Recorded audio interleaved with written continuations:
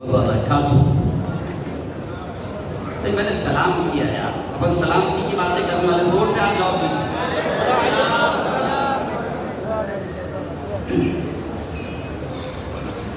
अऊज़ु बिल्लाहि मिनश शैतानिर रजीम। बिस्मिल्लाहिर रहमानिर रहीम।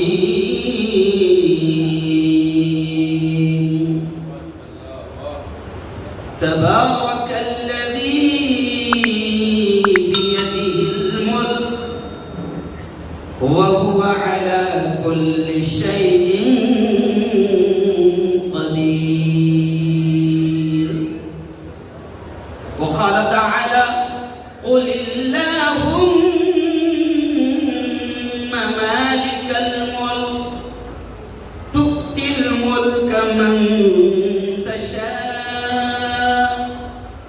وتنزع الملك ممن تشاء وتعز من تشاء وتذل من تشاء بيدك الخير إنك على كل شيء قدير.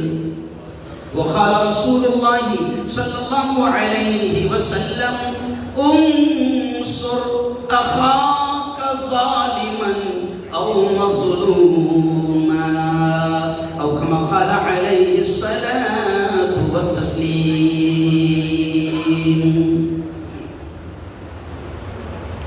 मैंने माना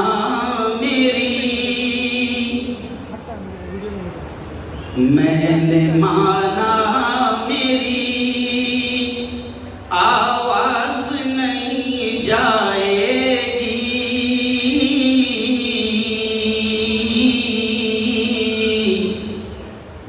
दरो दीवार से टकरा के पलट आएगी।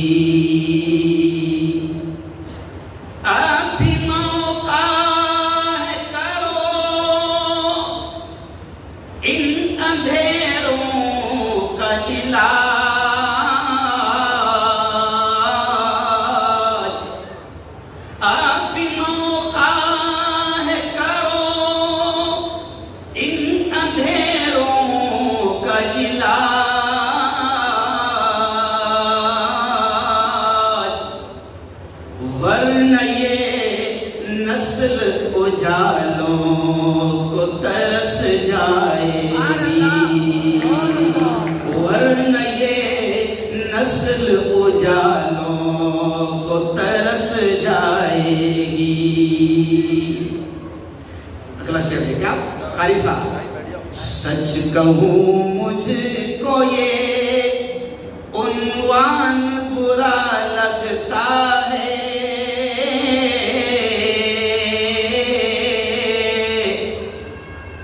जुल्म सहता हुआ इंसान बुरा लगता है। सच कहूँ मुझको ये उन्वान बुरा लगता है,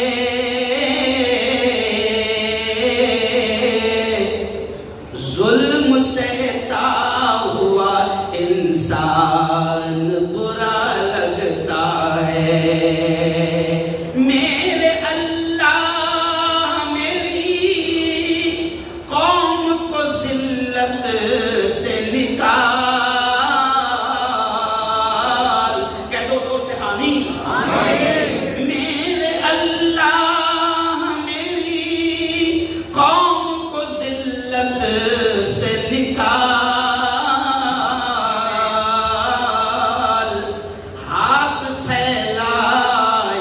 मुसलमान बुरा लगता है, हाथ फैलाए मुसलमान बुरा लगता है।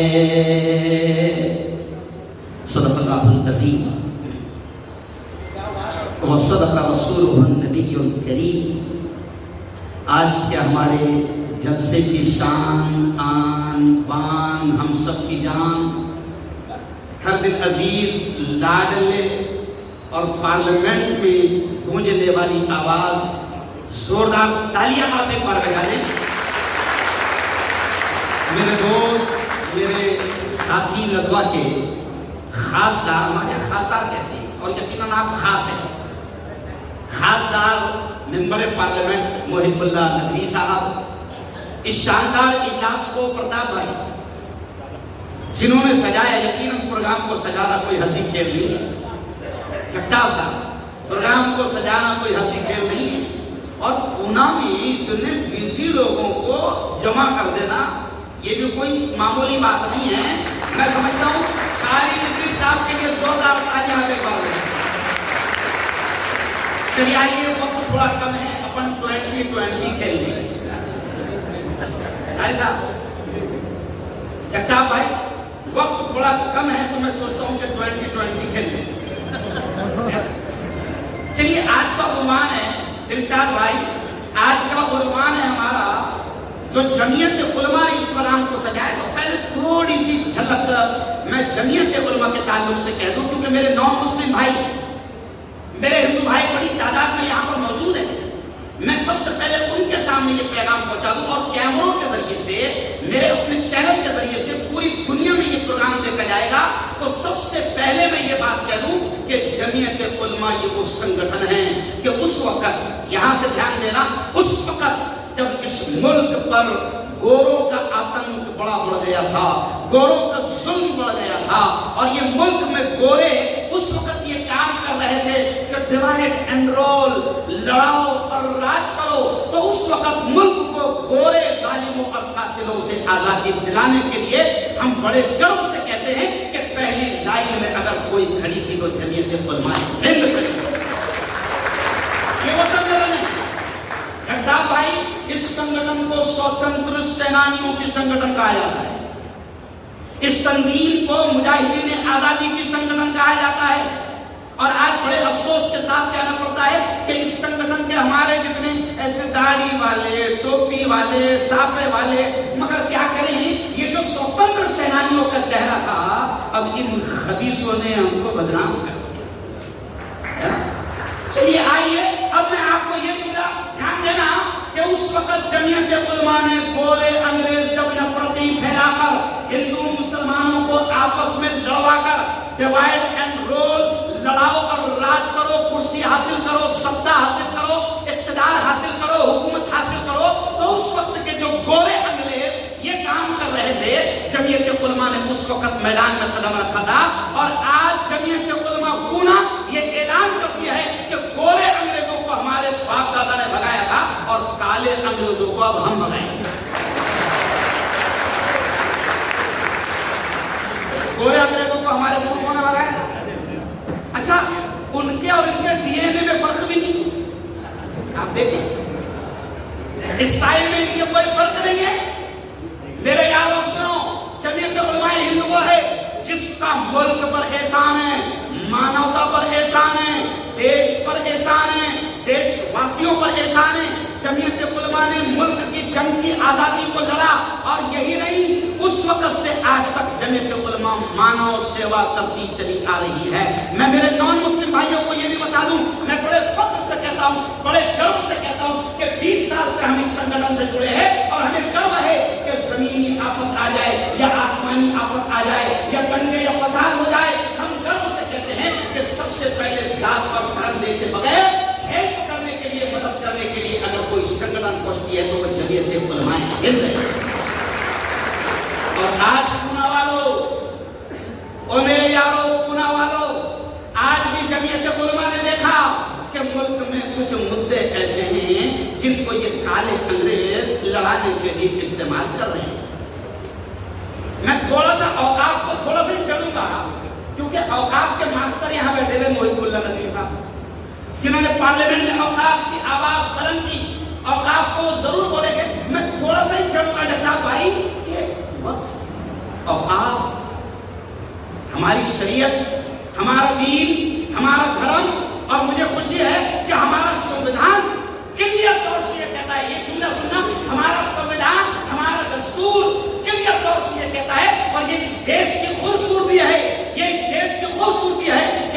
संविधान ने ये खुलकर कहा है कि इस मुल्क में ब्राह्मण को, इस मुल्क में जैन को, इस मुल्क में पारसी को, इस मुल्क में क्रिश्चियन को, इस मुल्क में बौद्ध को, इस मुल्क में दलित को, इस मुल्क में मुसलमान को, गरज ये कि इस मुल्क के जितने रहने वाले लोग हैं, सैकड़ों जाति और सैकड़ों मजहब के मानने वाले लोग हैं, मेरे संविधान की ये खूबसूरती है कि मेरा संविधान कहता है कि हर एक को अपने मजहब पर मुकम्मल आजादी के साथ अमल करने की आजादी है। लेकिन ये संविधान के भी दुश्मन बन गए, ये संविधान के खिलाफ काम कर रहे हैं। ये जो वक्फ का मसला है, ये प्योरली हमारा अपना मजहबी मसला है, प्योरली। और ये भी खास बात है कि ये सिर्फ हमारा मसला नहीं है, क्रिश्चियन भाइयों का भी मसला है, पारसी भाइयों का भी मसला है, और सभी समाज के लोगों का मसला है। ये जितनी मस्जिदें बनी हैं, जितने मंदिर बने हैं, जितने गुरुद्वारे बने हैं, जितने चर्च बने हैं, ये तमाम के तमाम, ये सब के सब अपने अपने धर्म के एतबार से वक्फ है, वक्फ है। लेकिन अब ये बदमाश हुकूमत, ये चोर हुकूमत क्या करना चाह रही है कि सबसे पहले बड़ी माइनॉरिटी कौन सी है? अरे बोलो ना भाई, जोर से बोलो, बड़ी माइनॉरिटी कौन सी है? मुसलमान। तो ये चोर हुकूमत ट्राई मार रही है, क्या कर रही है? ट्राई मार रही है कि बड़ी माइनॉरिटी मुसलमानों की ट्राई मार रही है और मुसलमानों की औकाफ की जमीनों को छेड़खानी करके औकाफ की जमीनों पर इनकी नजर है। और फिर मैं पारसी भाइयों से कहता हूं, मैं क्रिश्चियन भाइयों से कहता हूं, मैं हिंदू भाइयों से कहता हूं कि ये चोर हुकूमत की नीयत खराब है। जब अगर आप हम सब एक साथ मिलकर इस हुकूमत का मुकाबला न करें तो आगे चलकर हम तो डूबे हैं सनम, तुमको भी ले डूबेंगे। सबकी बारी एक एक करके आने वाली है, सबकी बारी। मैं एक मिसाल देता हूं भाई कि देखिए, आपने मुर्गी का पिंजरा देखे होंगे, मुर्गी का पिंजरा, मुर्गी के पिंजरे में 10-20 मुर्गियां रहती, मुर्गियां। जो कसई है मुर्गी काटने वाला, तो मैं खुद भी वही हूं, वो पिंजरे में ऐसा हाथ डालता है, जैसे वो हाथ डालता है एक मुर्गी को पकड़ने के लिए, क्योंकि ग्राहक आया हुआ है, एक मुर्गी को पकड़ने के लिए वो हाथ डालता है, तो दूसरी 15-20 मुर्गियां फड़ फड़ फड़ करके पीछे चली जाती। वो एक को पकड़ लेता, ले लेता, अंदर जो 15 मुर्गियां, वो टेंशन फ्री हो जाती कि अपन बच गए, अपन, अरे बोलो, बच गए। लेकिन उन 15 मुर्गियों को मालूम नहीं है कि 13 भी नंबर आने वाला, अरे बोलो, है। अब वक्फ के ताल्लुक से मुसलमानों, मैं तुमको भी ये पैगाम दे रहा हूं कि इस चोर हुकूमत के हम किसी भी मंसूबे को इंशाअल्लाह कामयाब होने, जोर से बोलो, तुम हाथ उठाकर कामयाब होने, इस चोर हुकूमत को कामयाब होने नहीं। क्योंकि वक्फ की जो जायदादें हैं, यतीम खाना, अनाथ आश्रम, मुसाफिर खाना, कॉलेज, स्कूल, मस्जिद, मदरसे, कब्रिस्तान, ये सब वक्फ की जायदादों में आती है। हमारे पुरखों ने, हमारे पूर्वजों ने, हमारे बाप दादा ने हमारे अपने विकास के लिए, हमारे बाप दादा ने भी छोड़ा, हिंदू भाइयों के बाप दादा ने भी छोड़ा, ईसाई भाइयों के बाप दादा ने छोड़ा, पारसी भाइयों के बाप दादा ने छोड़ा। तो हमारे बाप दादा की जमीनें जो हमारे विकास के लिए छोड़ी गई है, अब इस चोर हुकूमत की नजर उस पर आ गई, क्योंकि पटरिया का पैसा खत्म हो गया, नहीं समझे? पटरिया का पैसा, अरे बोलो ना यार, खत्म हो गया है ना। एयरपोर्ट जो बेचा था उसके पैसे, बोलो बोलो, खत्म हो गए। प्लेटफॉर्म के पैसे खत्म हो गए, क्योंकि लोकसभा में बहुत बांटना पड़ा। तो अब ये चोर हुकूमत ने देखा कि हमने एयरपोर्ट बेच दिया, ट्रेन बेच दिया, पटरियां बेच दिया, सब कुछ बेच दिया। अब इस चोर हुकूमत की नजर है हमारी जमीनों पर। लेकिन हमने भी कहा है कि ये जमीन अगर हमारी होती ना, ये जुमला सुनना ध्यान से, ये जमीन अगर हमारी होती ना तो हम छोड़ देते, मगर इसका 7-12 पे नाम अल्लाह मियां का है।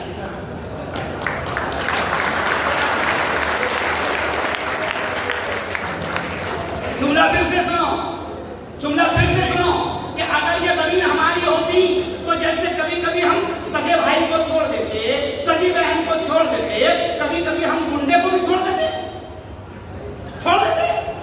लेकिन प्रॉब्लम क्या है कि ये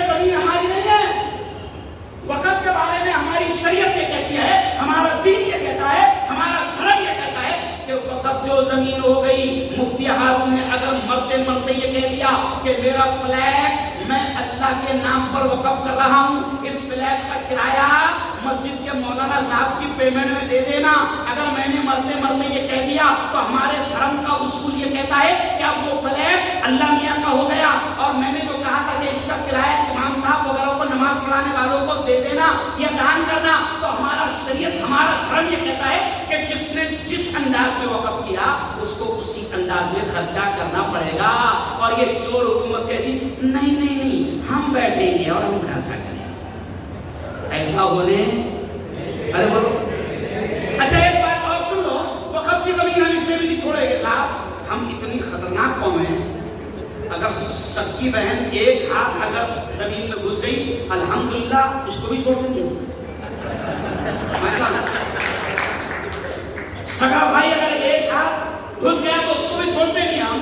अगर अच्छा देखो हम कितने खतरनाक, ये भी पॉजिटिव मैं बोल रहा हूँ कि अगर हमको ये पता चल गया, पूरा वालों ये मिसाल सुनना, अगर हमको ये पता चल गया कि बंगाल में 1950 में हमारे अब्बा गए थे, ये जुमला सुनिए, अगर हमको ये पता चल गया कि बंगाल में 1950 में अब्बा गए थे और वहां उनको एक 3000 स्क्वायर फीट का प्लाट बहुत पसंद आया था, अब्बा ने 1950 में वो प्लॉट लिए थे, हम कभी बंगाल नहीं गए, लेकिन अगर किसी ने बता दिया कि तेरे बाप ने बंगाल में एक प्लॉट लिया था, कसम खुदा की बंगाल जाएंगे। बंगाल जाएंगे और केस लड़ेंगे। तो हम जब अपनी जमीन छोड़ने को तैयार नहीं तो किसी चोर को अल्लाह मियां की जमीन कैसे खाने देंगे?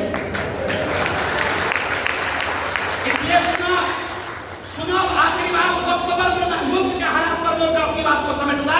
आखिरी बात सुनो, हमारे बड़े हमसे ये कह रहे हैं, all India Muslim personal law board ये कह रही है, जमीयत उलमा हिंद के हमारे बड़े हजरत मौलाना अरशद मदनी कह रहे हैं, हमारे अकाबीर कह रहे हैं, हमारे बड़े क्या कह रहे हैं कि वक्फ को लेकर हमारी all India Muslim personal law board ने, हमारे बड़ों ने ये कहा कि ईमेल भेजो। हमने ईमेल भेजा और अल्लाह की कसम इससे पहले इतनी बेदारी कभी नहीं, करोड़ों की तादाद में ईमेल गए, करोड़ों की तादाद। अच्छा मैं इसको पॉजिटिव लेता हूँ सर, मैं इसको भी मीटिंग में कहा, मैं इसको पॉजिटिव लेता जगता भाई कि हम हर चीज को पॉजिटिव लेते हैं। जब जब भी हमारे हजरत मोदी जी शरारत करते हैं तो हमारा फायदा होता है, जब जब भी इन्होंने शरारत करे हमारा फायदा। अरे बोलो ना यार, पॉजिटिव अच्छा सोचो। और मैं तो दिल की गहराइयों से नरेंद्र मोदी का शुक्रिया अदा करता हूं कि भैया जब जब भी तू हरकत करता है, ऐसी शरारत करता है तो हमारा फायदा होता है। इन्होंने तीन तलाक पर इन्होंने छेड़खानी की, कसम अल्लाह की, हमारे बहुत सारे मुसलमानों को 3 तलाक के मसले मालूम नहीं थे, हजरत ने शरारत की, अल्लाह का शुक्र है हमको सबको मसले। अरे वो एनआरसी में ऐसे किया इन्होंने, तो बहुत सारी शरारतें इनकी ऐसी है कि हम तो खुश रहते हैं कि चल भैया हमारी कौम भी बड़ी सोई भी है, इनको भी जब तक के पढ़ती नहीं समझ में आता नहीं। बल्कि एक बड़े आलिम ने, परसों के दिन एक बड़े आलिम ने, मैं जानबूझ कर उनका नाम नहीं लूंगा, बड़े आलिम ने कहा, परसों के दिन मैं खुसूसी मीटिंग की, मेरे बड़े उस्ताद और बड़े आलिम मुल्क के हम सब मानते हैं, मैं उनका नाम जानबूझ के छुपा रहा हूँ, नदवी साहब, उन्होंने जुमला कहा कि मैं तो ये दुआ करता हूँ कि जब तक के मुसलमान न सुधरे तब तक के मोदी ही रहे।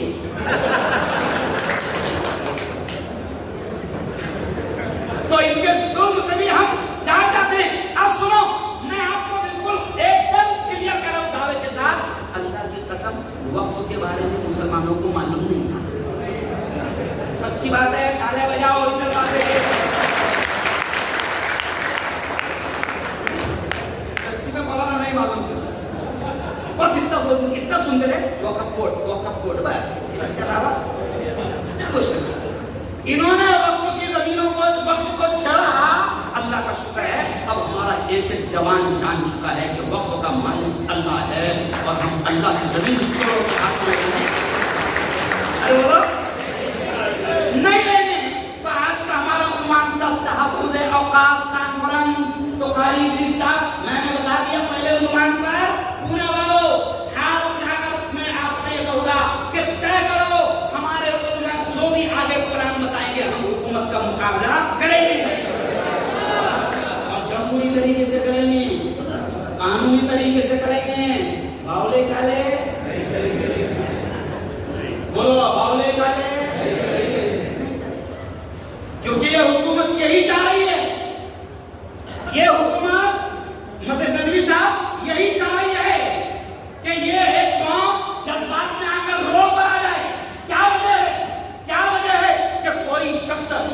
मोहम्मद की शान में गुस्ताखी करता है? क्या वजह है कि कोई शैतान हमारे नबी की शान में गुस्ताखी करता है और चारों तरफ लाखों लोग सड़कों पर उतरते हैं और महाराष्ट्र की शिंदे सरकार से कहते हैं कि इसको उठाकर जेल की सलाखों में डाला जाए? क्या वजह है कि महाराष्ट्र की हुकूमत उस शैतान को जेल में नहीं डालती? हुकूमत ये चाहती है कि तुम्हारा गुस्सा और बढ़े और तुम गुस्से में पत्थर फेंको और उनको फायदा हासिल हो। हुकूमत के लिए बला नहीं, लेकिन खुदा का शुक्र है जमीयत उलमा के बड़ों ने, हमारे बड़ों ने मुल्क भर में पैगाम दिया कि अभी हमको अकल से काम लेना है। मुल्क के मौजूदा हालात भी है ना आज का उम्र, अभी हमको अकल से काम लेना है। अभी रास्तों पर आकर खतरे नहीं फेंकना है, जज्बात में नहीं आना है। मेरा मशहूर डायलॉग है, मैंने पूना में 4-5 बार ये कहा है, मैं जवानों को अक्सर ये कहता हूं कि अभी हालात को समझो। हम क्या करते हैं, जज्बात में आकर रोड पर आते हैं और फेंकते क्या, अरे बोलो ना, खतरे, और खाते क्या, गोलियां। तो मेरा डायलॉग है पूरे हिंदुस्तान में कि मुसलमानों पत्थर फेंककर गोलियां खाने के बावले चाले बंद करो। पत्थर फेंककर गोलियां खाने के बावले चाले बंद करो। इस वक्त एक और मुद्दा सुन लो, बड़ी प्यारी बात कारी साहब जहन में आ गई। मैंने एक जगह फसाद हुआ, एक जगह 1.5 महीने पहले फसाद हुआ।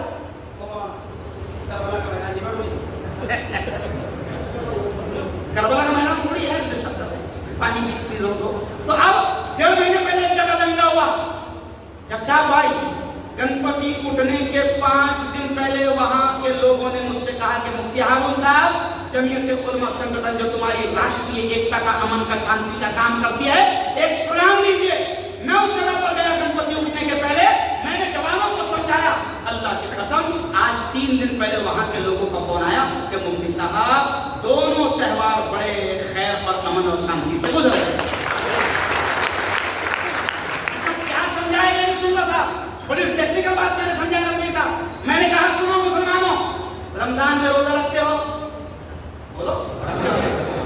रोजे में हमको हमारे प्रेषित ने, हमारे नबी ने कहा कि रोजे की हालत में लड़ो मत, झगड़ो मत। हमारे नबी ने क्या कहा? रोजे की हालत में, रोजे की हालत में हमारे प्रेषित ने कहा कि लड़ो मत, झगड़ो मत। हमारे प्रेषित ने कहा कि रोजे की हालत में अगर तुमसे कोई लड़ता है तो उसको कह दो मेरा रोजा है। ये नबी ने स्टाइल सिखाया, लेकिन इसका मतलब ये नहीं कि उसको कहो मगरिब बाद में बेटा कब मिल दो, मगरिब बाद मिल, फिर देखेंगे किसमें कितना कमाएंगे रोजा खोलने के बाद। ऐसा नहीं, हमारे नबी ने कहा कि रोजे की हालत में अगर तुमसे कोई बहस करता है, लड़ता है, तो उससे कह दो कि मेरा रोजा है। तब मुसलमानों सुनो, पूरा के मुसलमानों, पूरे हिंदुस्तान में मेरी ये बात जाएगी कि मैं पूरे महाराष्ट्र के मुसलमानों से कह रहा हूं कि 1.5-2 महीना रोजा रख लो, ईद बाद में मनाएंगे।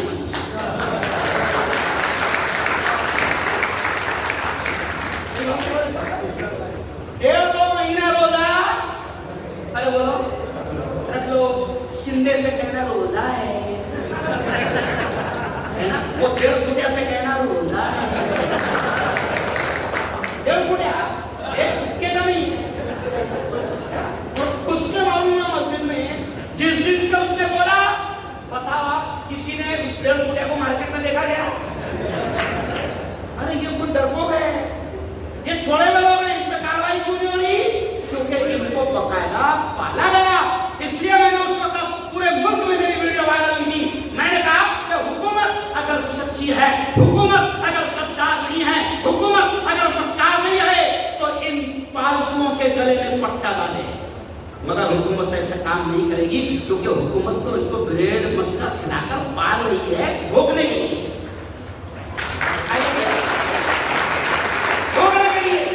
तो बस आपको समझना होगा, आज का ये प्रोग्राम जमीयत उलमा पूना कारी साहब और उनकी टीम को दिल की गहराइयों से मुबारकबाद देता हूं कि हमको ये समझना होगा कि औकाफ के लिए हम हर तरह की लड़ाई जमहूरी कानूनी तरीके से लड़ेंगे। अभी हमारे बड़ों ने कहा ईमेल भेजो, हमने भेज दिया।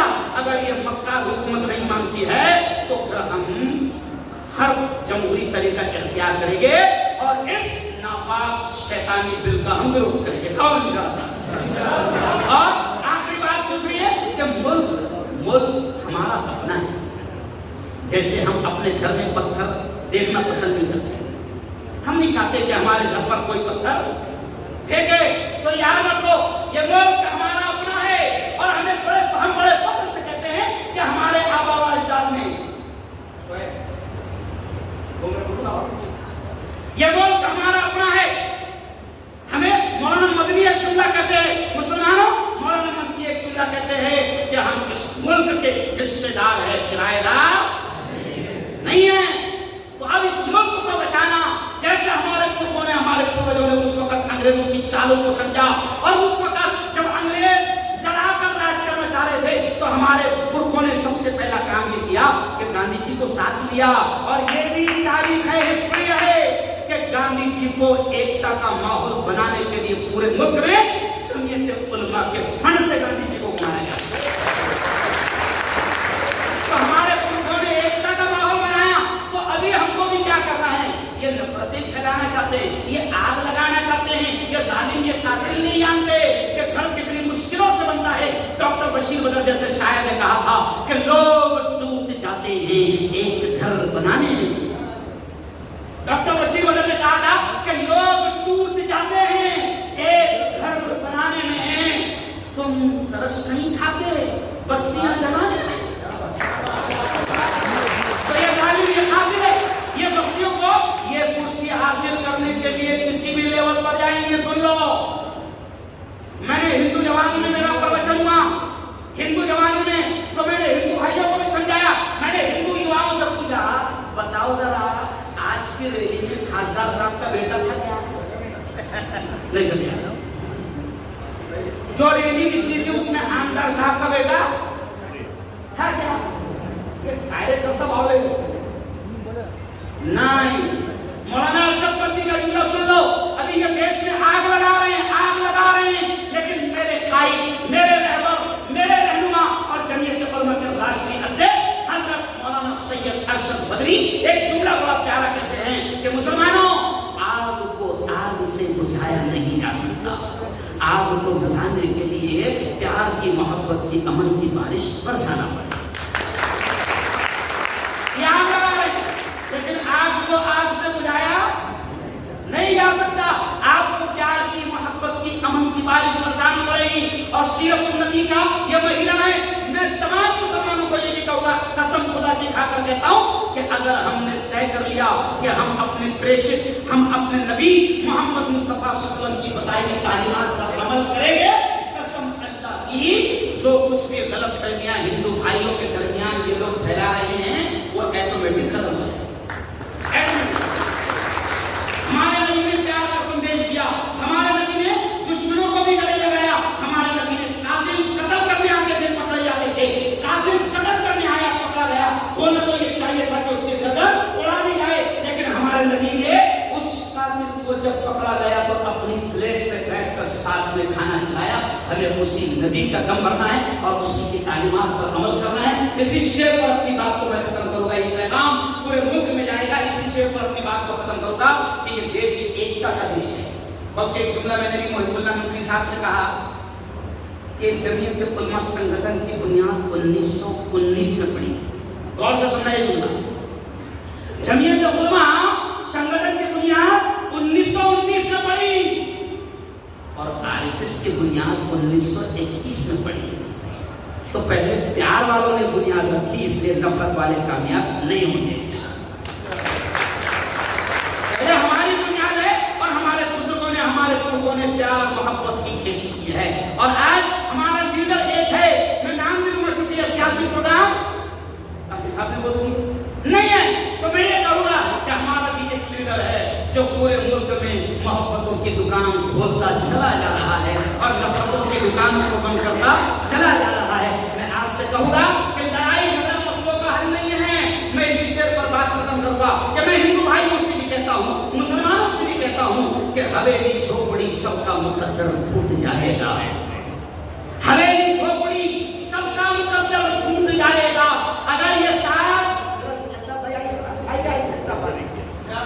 हवेली झोपड़ी सबका मुकद्दर फूट जाएगा अगर ये साथ हिंदू और मुस्लिम छूट जाएगा। अरे दुआ करो, दुआ करो, ये प्यार के रिश्ते रहे कायम,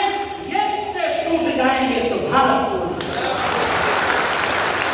ये रिश्ते टूट जाएंगे तो भारत टूट जाएगा। और ये कहकर बात खत्म। मैं अक्सर ये भी कहता हूं कि दुनिया में अमन प्यार के किस्से लिखेगा कौन? नदवी साहब एकता का पैगाम लेते हुए ये शेर मैं कहता हूं, वकील साहब आपने शेर की तकरीर कर दी, तो मैं कहता हूं कि दुनिया में अमन प्यार के किस्से लिखेगा कौन? दुनिया में अमन प्यार के किस्से लिखेगा कौन? कि मैं बहुत खड़ा रहा ऐसे चलना दुनिया में अमन प्यार के किस्से लिखेगा कौन?